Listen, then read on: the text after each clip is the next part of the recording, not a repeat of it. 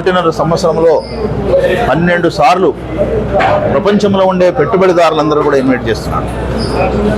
మొన్ననే వైజాగ్లో జరిగింది 13 లక్షల కోట్ల రూపాయలతో ఎంఓఈ జరిగింది. దావోస్లో కూడా జరిగినాయి. అంటే ఇవన్నీ ఎందుకోసం, మన ఆంధ్రప్రదేశ్లో ఇండస్ట్రీస్ వస్తే ఉద్యోగాలు వస్తాయి, ఉద్యోగాలు వస్తే మన భవిష్యత్తు బాగుంటుంది.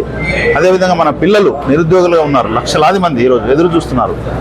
తను ఇచ్చినటువంటి 20 లక్షలు ఉద్యోగాల హామీలో నెరవేర్చడంలో భాగంగా కూడా ఆయన కుటుంబాన్ని పక్కన పెట్టేసి మరి రోజు ఒక గడప ఎక్కుతున్నాడు, ఒక గడప దిగుతున్నాడు. నిరంతరం అదే ధ్యాసగా మాట నిలబెట్టుకోవాలని ఆయన కూడా ప్రయత్నం చేస్తున్నాడు. ఈ రకంగా జనసేన అధినేత అయినటువంటి పవన్ కళ్యాణ్ గారు ఆయన సహకారంతో, అదేవిధంగా బీజేపీ నాయకులు మోడీ గారి నుంచి లోకల్ మరి ఆదోని ఎమ్మెల్యే పార్థసారథి గారు, వీళ్ళందరి సహాయ సహకారాలతో కూడా ఈ ఎన్డీఏ ప్రభుత్వం ముందుకు పోతుంది.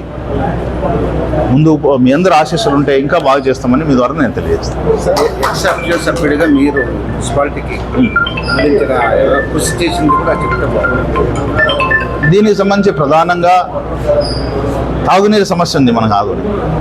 అందులో భాగంగా బసాపురం ట్యాంక్ సంబంధించి 70 కోట్ల అంచనాలతో డిపిఆర్ తయారు చేయమని అధికారులు చెప్పాం. దానికి సంబంధించి ఆల్రెడీ ముఖ్యమంత్రి గారి దృష్టికి తీసుకెళ్ళాం. మరి పూర్తి స్థాయిలో సమాచారం వస్తే ఈ శాశ్వత తాగునీరు ఆదోనికి సంబంధించి ఎక్స్ అఫిషియల్ మెంబర్గా ఆదోనికి సంబంధించినటువంటి శాశ్వతంగా